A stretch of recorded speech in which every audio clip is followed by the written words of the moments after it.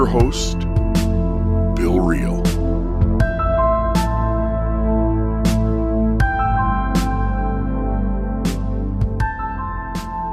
Welcome to another episode of the Almost Awakened podcast. I'm your co-host, Bill. And I'm Mekael. And we are excited to have you with us today.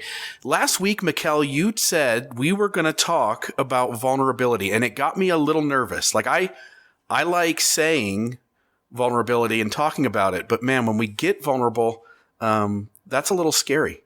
I know, and I intentionally did that because I think that it's important that we keep pushing ourselves to keep growing. Yeah, absolutely. So in terms of maybe setting the tone for this conversation, your thoughts on what it means to be vulnerable. Like when you say that, like what are we talking about?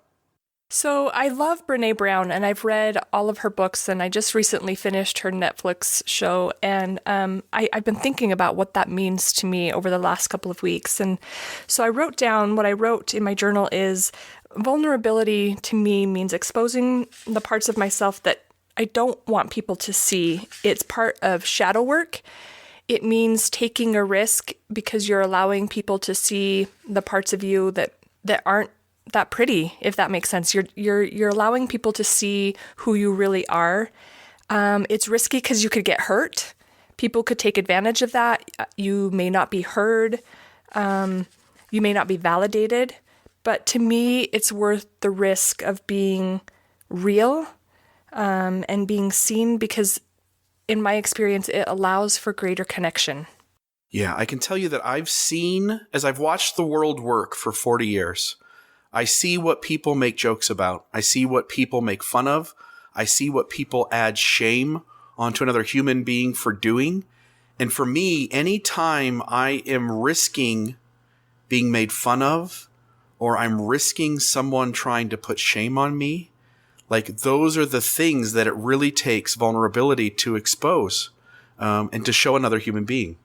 Yeah, and it's interesting. I had never really thought about this when I read Brené Brown's book, but she talks about the difference between women being vulnerable and men being vulnerable, and how oftentimes men are shamed even worse than women are when they are vulnerable. And so on our Facebook page, we had a listener write in and ask that question: how can I as a man be vulnerable without it being perceived as weakness? And so where you're a man and have that perspective, Bill, what are your insights on that?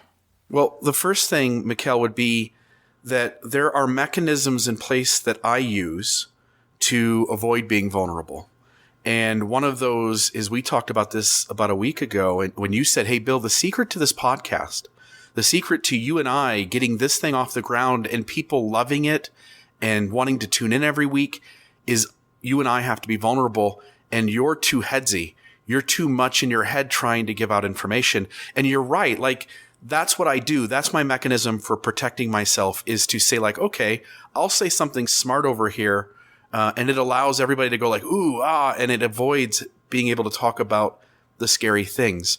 So as we're trying to answer this listener and say like, hey, what does it take for a man to be vulnerable? What Brené Brown talks about in her book is this idea of not falling off your horse. As a man, the evolutionary mechanisms, and again, we talked about this last week, and I don't want to be headsy for long, but I do want to say there are mechanisms in place that cause women, for instance, to see men as needing to be strong. You're looking for strong men to protect the tribe.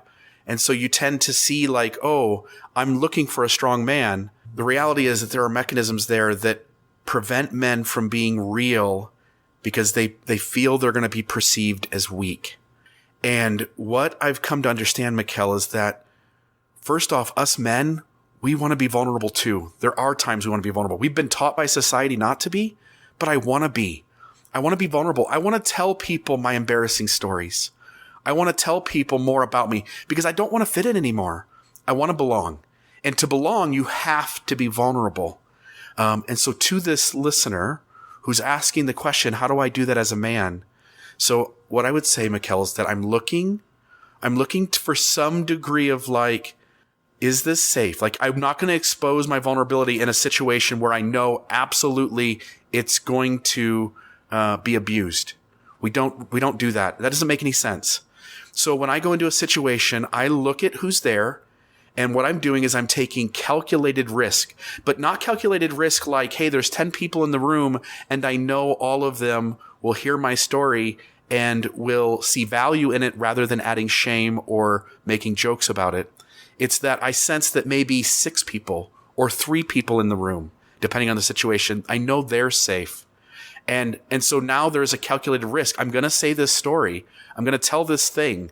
I'm going to open myself up to those around me. And I'm going to take the chance that this is going to be perceived as having value and talking about the things that all of us have going on.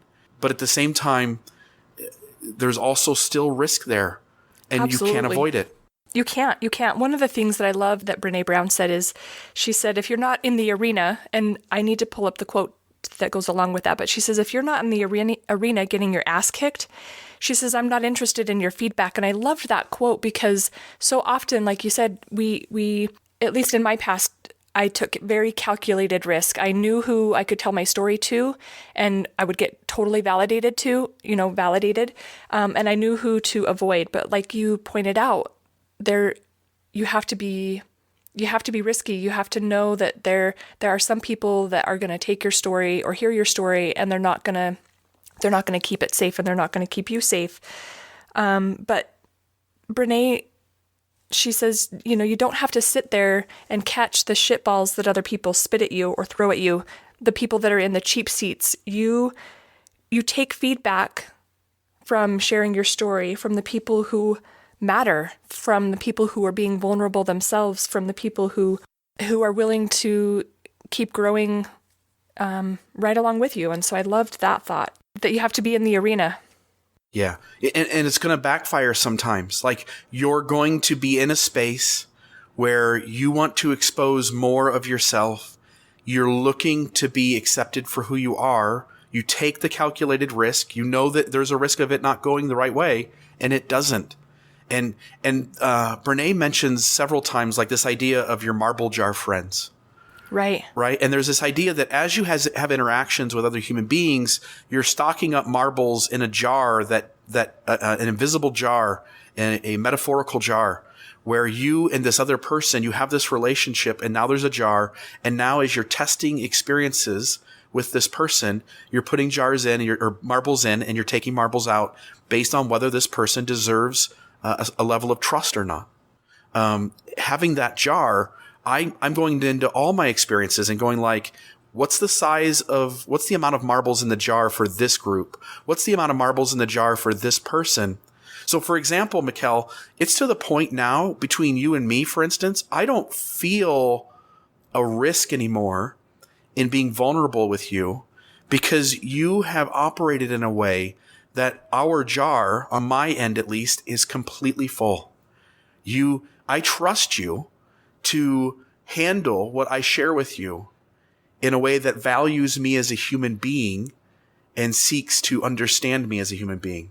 That no longer takes vulnerability. But early on in our relationship, we had to test those experiences. And along the way, you and I are dropping marbles in, and your jar is different than my jar. You're putting marbles in based on how I react to you. I'm putting marbles in based on how you react to me. And from time to time, sometimes we mess up and a marble comes out. But in every experience, I'm sensing what that jar looks like with the various people. And there are some people that you will not be vulnerable with at all. They don't deserve that. And there are also places where you have to take calculated risk. Right. So, Bill, here's the question that's come to my mind. How do you know when it's okay to take a calculated risk and when you don't? Like, what things are you looking for in interactions with various people or with various groups that you're like, okay, these people I think I can take a calculated risk with, or in another group, absolutely not. So what do you look for?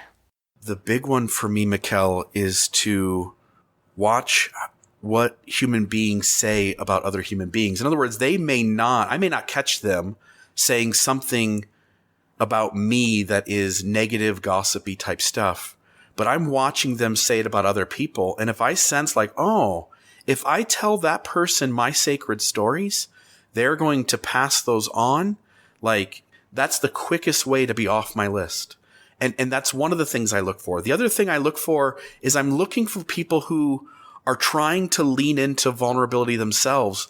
Like when I see someone take their own calculated risk, I also sense like, oh, they're wanting to show more of themselves. And so I'm going to help make this space safe as well by me showing more of myself. And you just go with your gut. It's a gut thing for that to happen for me. I sense really quickly who is trustable, who isn't, and who is in kind of that middle ground. And I want to kind of see how it's going to play out. Yeah, it's been really interesting for me, this process of learning to trust my intuition. And I think that it's a practice, even with vulnerability, it's a practice. You're going to mess up sometimes and you're going to share your story. You're going to be vulnerable and someone's going to use it in a way that hurts you. But as you gain more practice, I think that it becomes easier, and you start learning to trust your intuition, and you start learning to figure out the types of people that are worth sharing your story with and being vulnerable with. What do you see in the value of being vulnerable? Like we talk about this, Brene Brown saying like, look, vulnerability is this important thing. So my question is like, why? Why is it important? Why is it important for you and I and everyone else in this world to lean into vulnerability? I think for me, it's about connection. As I'm vulnerable, not only do I connect with other people, but I'm learning to connect with more of myself. I'm looking at the parts of me that I haven't wanted to see. I'm looking at the parts of me that I think I've either intentionally or subconsciously tried to keep hidden. And so as I practice vulnerability with other people, I'm also practicing it with myself. I grew up in not the greatest environment, and so there was a lot of shame and a lot of guilt and a lot of unhealthy coping mechanisms used. And as I have been on this journey, I've learned to practice being kinder to myself and not using some of those unhealthy coping mechanisms as I'm just dealing with my own emotions. For example, let's say Kelty and I get into a disagreement. In the past, one of the things that I would do is, and we've talked about this briefly before, is I'd go down the rabbit hole, and I'm really good at beating myself up, right?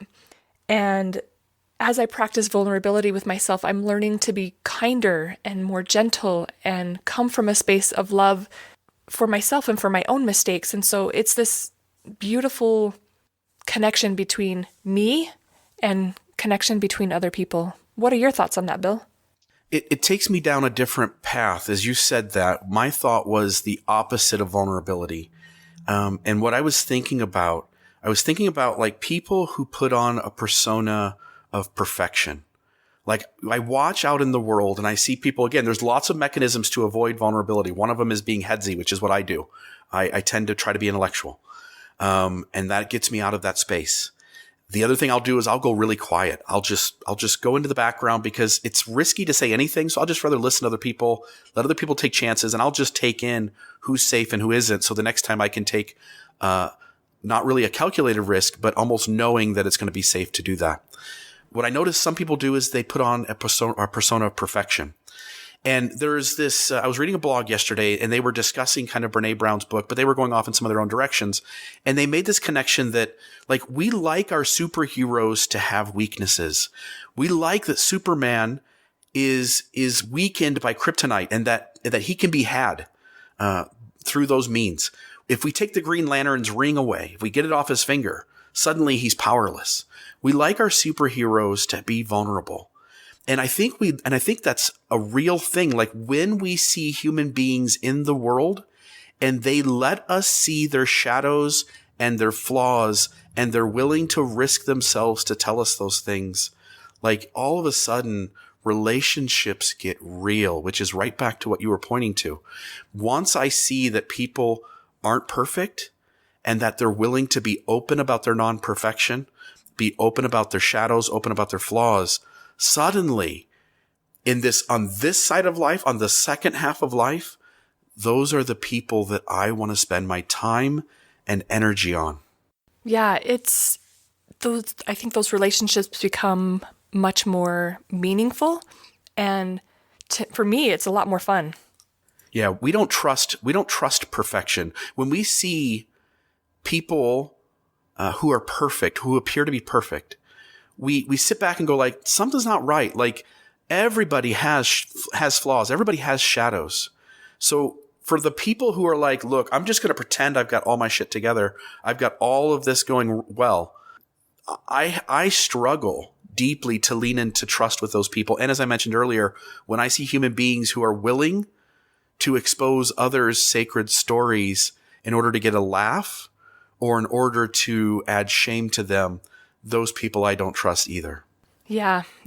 There was a reader question on Facebook about how to find people that are safe to be vulnerable with and who have the ability to embrace their own personal vulnerability despite how another reacts. And I think you described that perfectly. You learn to start trusting people, and you learn to start knowing who is safe and who you can share those most intimate parts of your story with. And so, again, I would just tell people you have to practice. You're going to mess up sometimes. Yeah. And if you're in settings, so you're at work and there's 6 people in the office, all human beings on some level desire to show more of themselves and to be seen and to take that risk. As you watch various people take it, you also see how various people react to it. Again, I think it's just a gut feeling, as we're both pointing to, of just sensing when is it safe to kind of lean into that. I'm curious, Mekael, there's various areas, both with your significant others. And let me ask this, maybe let's start here. How easy or difficult, or why is it easier in some situations and more difficult in others to be vulnerable with the person that you're in love with, live with, spend so much time with? What are maybe the differences in that relationship in terms of vulnerability? So I think there are 2 kind of thoughts that came to my mind. First is sometimes it's easy, but sometimes it's also really hard. And let me start with what's hard first. Sometimes we, and when I say we, I'm most often talking about me. Sometimes in the past, I've used vulnerability or someone exposing their vulnerability to me as a weapon, especially in intimate relationships. And so I've had to learn, why do I do that? And I need to stop that. So becoming aware of my own action and not using another person's vulnerability as a weapon. And what I mean by that is, let's say my partner shares something with me that's been hard or one of her shadows, and then in the future or in another interaction, I use that as a way to get her to do what I want. And so becoming aware of why I do that and when I do that in that relationship has shifted things. And as my partner, as Kelsey's become, we're all on this journey just working to become healthier, and it's something that we're never going to be perfect at. But as I've learned to trust her more, it's easier because she provides this space for me to really dig deep into all of my shadows, but all of my good stuff too. But when I'm in those hard moments, when I'm in the rabbit hole, she loves me and she sits with me and she doesn't add shame and guilt. So for me, I think it's important that you have a relationship where you can expose those parts of yourself and be vulnerable, and someone's going to just sit with you and hold you in that space. I'm with you. There are certain things that are really easy to be vulnerable with my wife about. There are other things that are difficult to be vulnerable with my wife about. And there are various levels or arenas of vulnerability. There's emotional vulnerability. There is story, like my history vulnerability. Like I'm willing to share my most embarrassing moment. There's sexual vulnerability. And maybe speak to that last one for a moment, because it's one that I've been thinking about a lot lately as I've almost awakened and I'm on this side of things. Early in my marriage, it was really difficult to be different in my sexuality than my wife was. That there were things I liked, there was things I wanted, there was things I needed, and what she liked and what she wanted and what she needed were different. And we lived and grew up within a system that added shame to some of those things.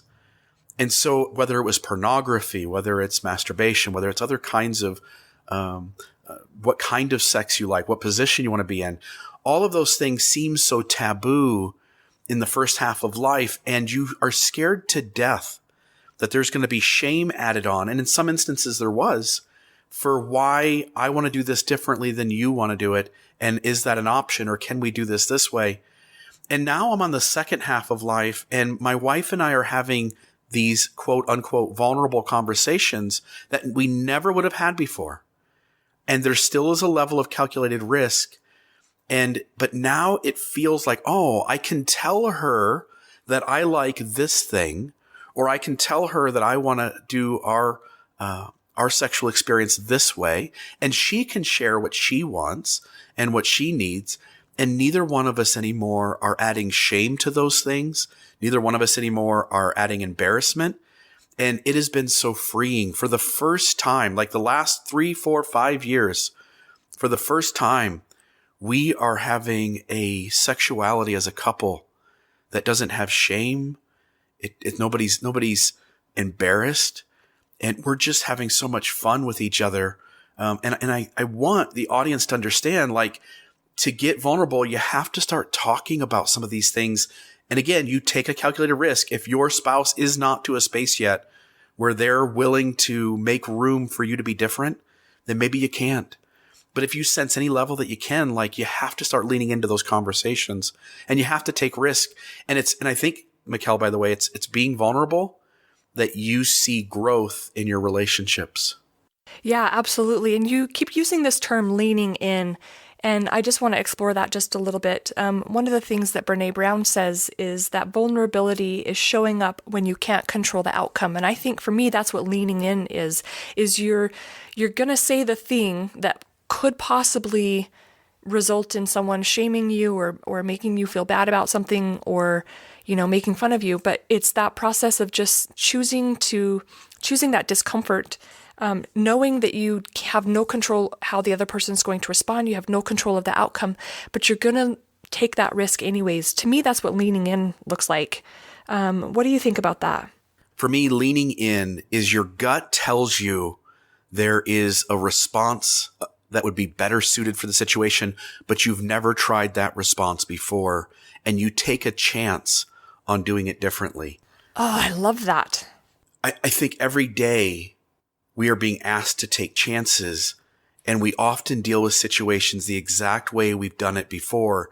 What we don't realize is this situation right here, right now, is not like any situation you've had before. So you can feel empowered to do it differently. You can, and I think that's a process too. You have to start asking yourself questions. In the moment, oftentimes we react with emotion, and we don't even take the time to think about, okay, what's really going on and why am I feeling this way? Instead, we just choose to react with, well, this is what happened yesterday, so I'm going to, react the same way. And I think that it's super important that we ask ourselves questions, take a moment and step back and ask, okay, what's really going on in this situation, and how can I respond differently because I didn't like the outcome that I got yesterday? You mentioned your family. You mentioned you grew up in an experience where, like, hey, I didn't learn a healthy way to do this thing. And so I'm curious, where did you learn vulnerability? Because unlike your experience, my experience was that I did have a good growing up experience. At the same time, my parents also had some dysfunction, which I think we all do. They had some dysfunction, and they were not vulnerable. I saw my dad cry twice. I saw my mom put up walls. Where did you learn vulnerability? So kind of like you, I saw my parents and their unhealthy responses, but that was all I kind of knew. And so I didn't realize how unhealthy it was until I started stepping away and moved out of home. But even all growing up, as you asked that question, I was thinking, I saw what I thought were moments of vulnerability, but they were used as ways to manipulate and control people.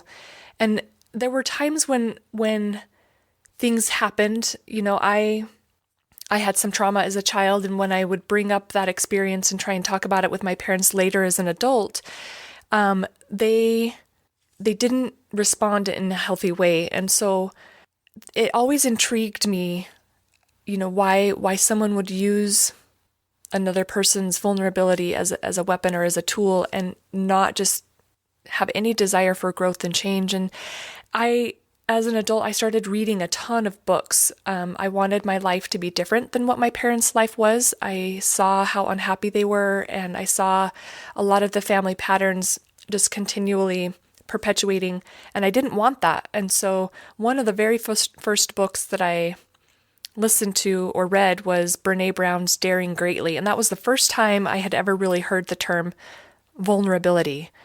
And as I read it, I just started sitting with some of the information.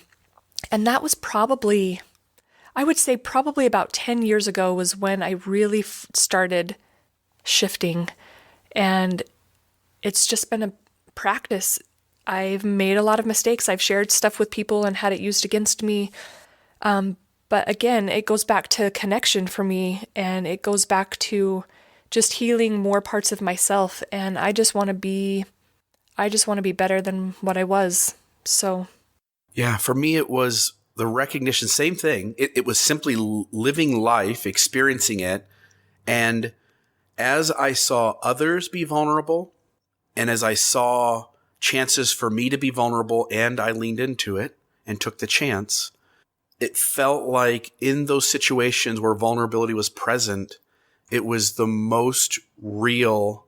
Those were the most real parts of life. It's like you magnify the positives of life in those moments. They get bigger. Mekael, tell me this.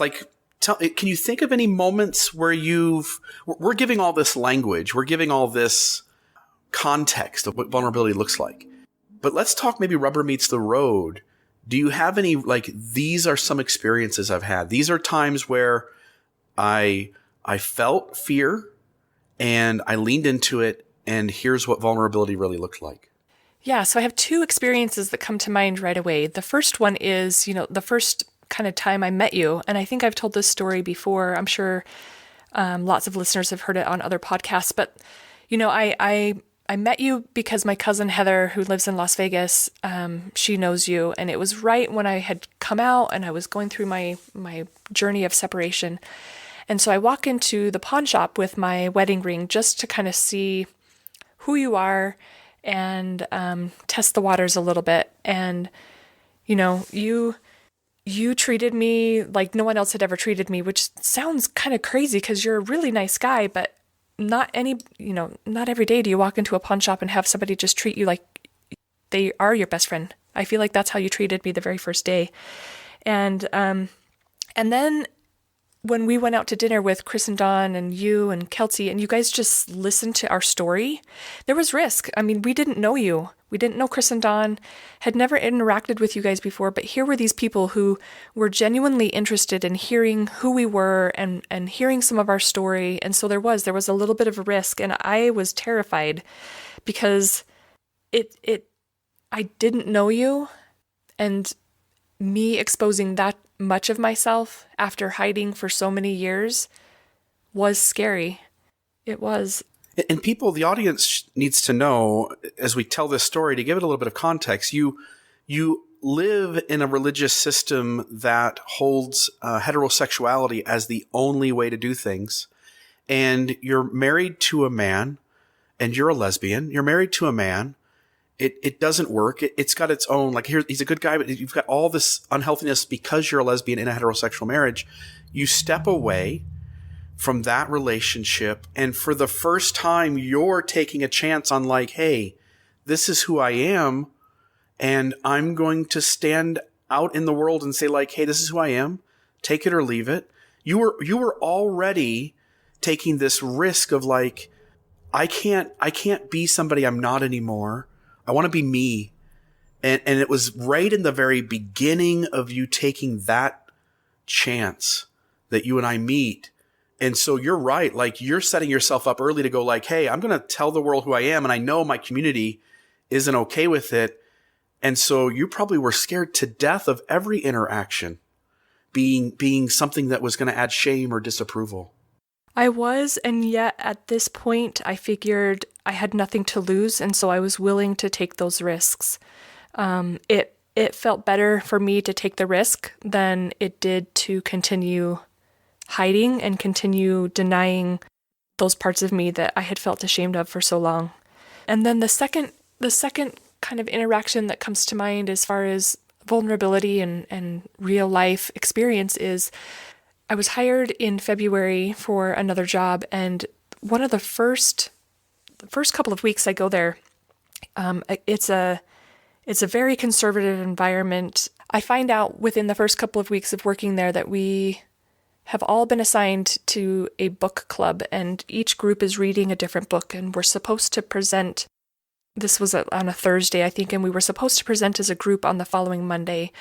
And so I'm in my boss's office, and there's two other women who are in this book club group with us. Both I had met just very briefly. One woman in particular, her office was right next to mine, but we hadn't interacted a whole lot. And we're talking about this book, and it was a Brene Brown book. It was Rising Strong.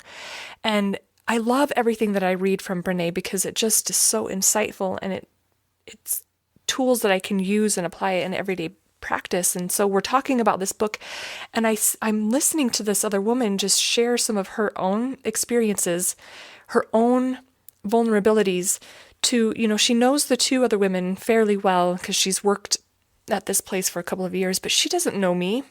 And so I see her sharing who she is, and I'm like, man, I need to know this person.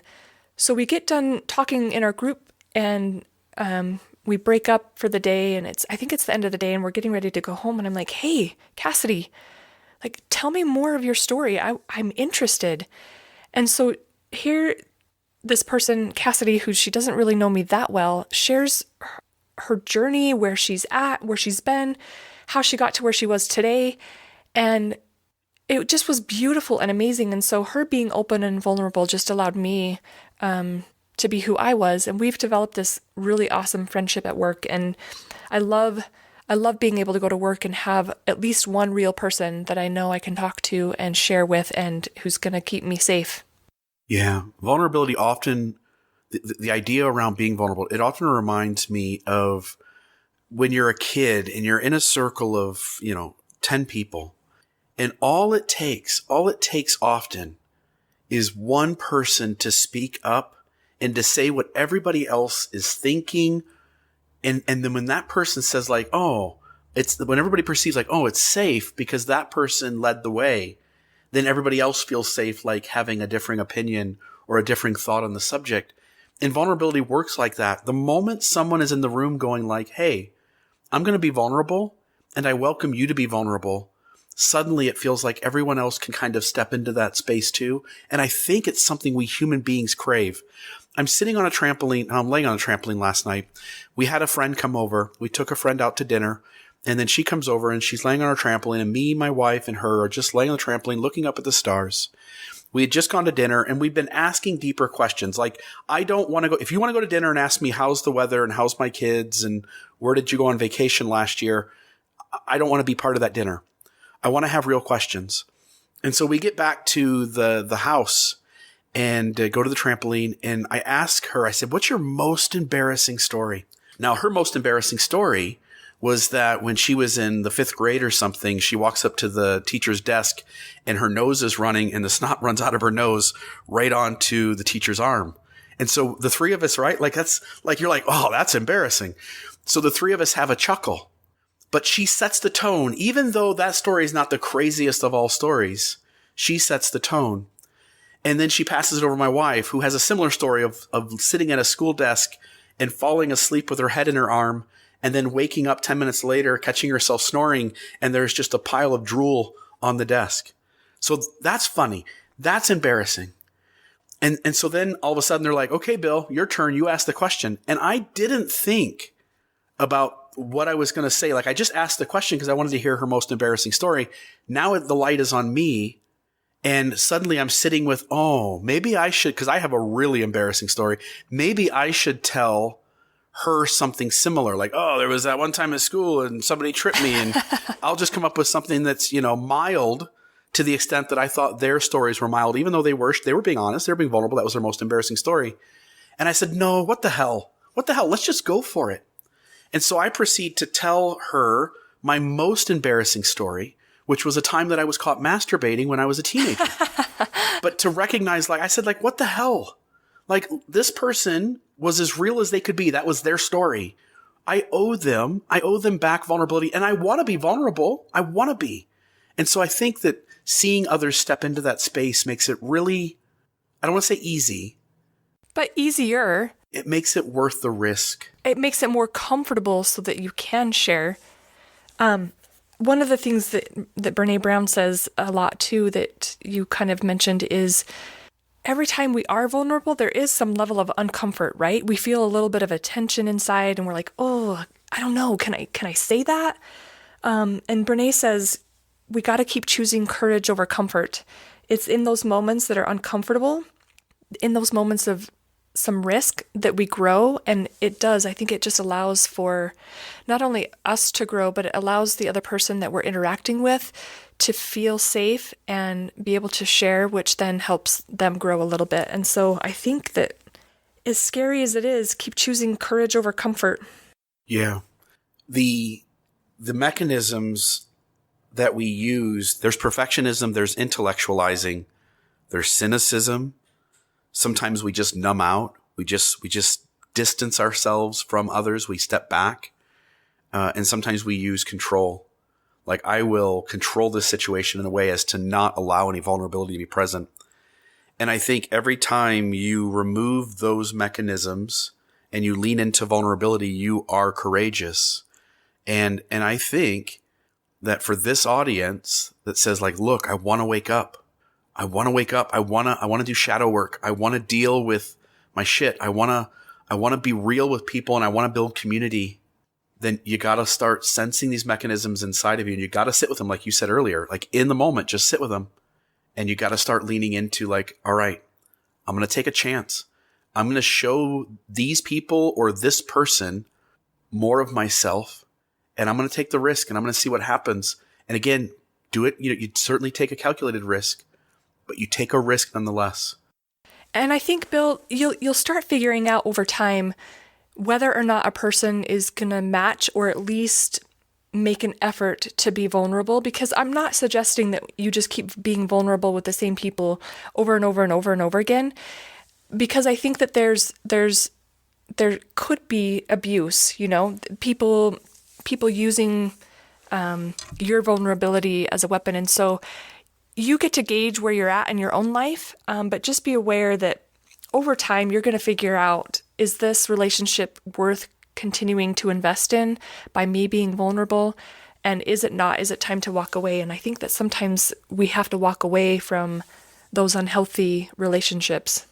Yeah, amen. We've had to do that at times. There's been times where you sense. I had a kid I grew up with on my street, a street I grew up on as a teenager, and this kid, he just wasn't honest about his story.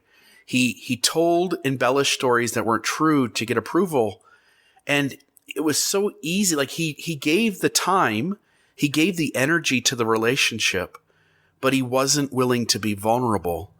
And so as time went on and as we grew older, I had to put some distance between me and him, because it wasn't real. And it lacked whatever that magic thing is. And I think it is vulnerability. It lacked that magic thing that made the relationship worthwhile. Yeah. And it can be hard to let go of those people that you've interacted with for, a long time, especially childhood friends. I think especially family members. Yeah, it can be complicated sometimes. One of the last things that I kind of wanted to share with Brene, and this is a piece that I've been thinking about a lot, again, because it can be risky, but Brene says it's easier to cause pain than to feel pain, and we often work our shit out on other people. Ooh, it's easier to cause pain than to feel pain. Right. Like, we put up this rubber wall around ourselves, and we're not going to let anybody in that's going to cause us hurt. We will just let it bounce off, and we'll just send the arrows back that way and cause pain to others. It's a way for us to avoid being real. Yeah. And her sentence that we often work our shit out on other people, I think that's a way of deflecting what's really going on inside of us and making it someone else's fault. And when we can sit with that and recognize it and own it, I think that that's a huge part of vulnerability. Yeah. No, I'm with you. We need to find, as just you and me, just I need to find ways that rather than putting walls up, and one of those walls is to cause pain to another person. I remember times where my kids, when I was younger, my kids would do something wrong and anger would build up in me. And it was easier for me to go like scream at the kids rather than sit with like my anger and go like, why are you angry? Why are you dealing with this in an unhealthy way? What they did wasn't a big deal, but it was just easier to go like, all right, I'm going to come down hard on them and make them feel like shit rather than deal with my own insecurity and my own unhealthiness and my own shadows. And now here we are again, second half of life. And I'm not going to say it's not there at all, but it's time to start sitting with this stuff. My wife and I are having conversations now almost every day about how we're getting better at ridding ourselves of certain mechanisms. Like she'll say like, hey, Bill, thank you for the way you do this thing now because you didn't used to do it this way. And I'm like, hey, babe, thank you so much for doing this thing now that you didn't used to do this way. And again, you want relationships to improve. You want relationships to grow. You want to experience the beauty of life. This is the direction you have to go. Yeah, I've seen you and Amanda grow so much over the last year. It's been really amazing and beautiful to watch. In fact, we had a conversation with you and Amanda yesterday about some of the things that we're learning and areas where we've seen each other's shadow.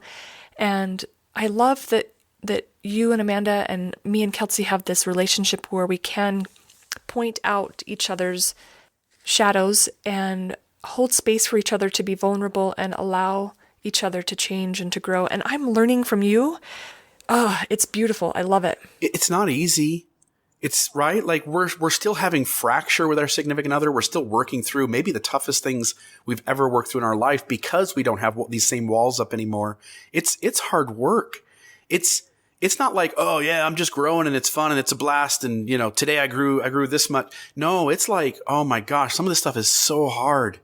Some of this is terrible. Like it's terrible fracture. It is. Kelsey and I were up not last night, but the night before and really late, both of us crying. And there was some arguing and it had been hours and we finally figured it out. And I will tell you, Bill, there's two things that kind of have helped me the most. One is when I can feel myself putting up walls, I'll say it. Oftentimes, if I can verbalize what is happening in my head, I can diffuse it somewhat. So I'll tell Kelsey like, oh man, right now I'm feeling very defensive. I can feel myself putting walls up. And then she's aware because then she can try and figure out, okay, what did I say that, maybe prompted Mekael to put up that wall, or why do I feel the need to continue attacking? So verbalizing it for me. And then the other thing that I have started using, and this is a Brene Brown tool, is the story I tell myself is.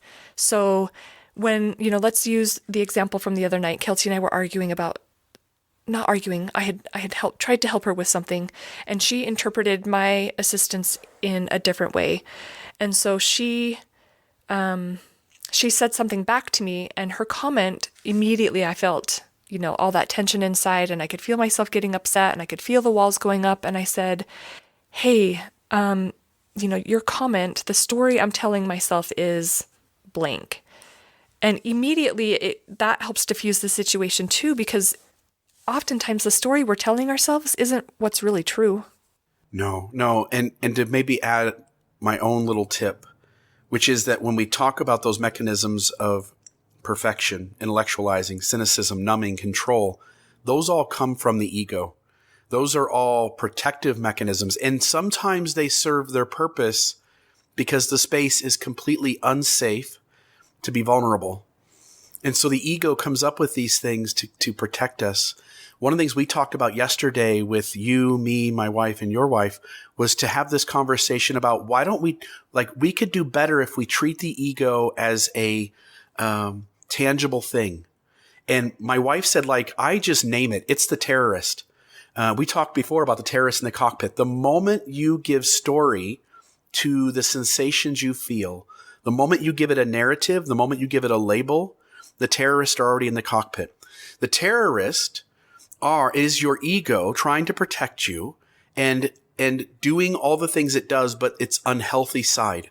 And what my wife said was like, I'm just going to start naming it. I can see the terrorist and he's moving towards the cockpit. For me, it's a little different. I sense my ego is me. It's inside of me. What I do is I just turn it into this tangible object and I make it into like a little sphere. And I picture myself just grabbing it and taking it outside of myself and setting it down. And so I still see it. I still feel whatever those feelings are inside of me. I still have those sensations. But once I see it as a separate thing than me, it doesn't have to control how I respond. I can respond in the way that my healthy self wants to. And my ego gets to sit off over to the side, even though him and I are sharing the same sensation. And he wants so bad to step in. And so in situations where I feel a gut inclination to be vulnerable and my mechanisms want to come out, hey, Bill, just let's get headsy. I'll take again my ego. I'll set it off to the side over there. And I'll say like, look, I feel the fear. I'm still going to share this story because I feel like it's worth the risk here. And again, if you can get those mechanisms out of the way, you'll have a much easier time leaning into vulnerability. Absolutely. Absolutely. And again, I just tell people it's practice. Be gentle with yourself, be gentle with other people, but start learning to have courage and get uncomfortable, because I think it's in those uncomfortable moments that we do experience some of the greatest growth and greatest insight. Amen to all that. I guess, Mekael, just to wrap up, my closing thought would be for people to try it. Try being vulnerable. Pick the spaces that the risk feels worth it. You get to determine that. But man, take chances. Take chances. This world comes to life when you take chances. It's the whole purpose in her book, Daring Greatly. Dare greatly. Take chances. Any final thoughts from you? No, that's it. I agree. Just take the risk, take the chance. And as you do, I think that you'll experience greater connection with those around you, but also greater connection and more self-love. So what's our closing song for today, Mekael? How about Brave by Sarah Bareilles? Beautiful. That's a great song to end this podcast on. We hope you're enjoying the podcast. We'd love to hear from you. Check out almostawakened.org. That's almostawakened.org.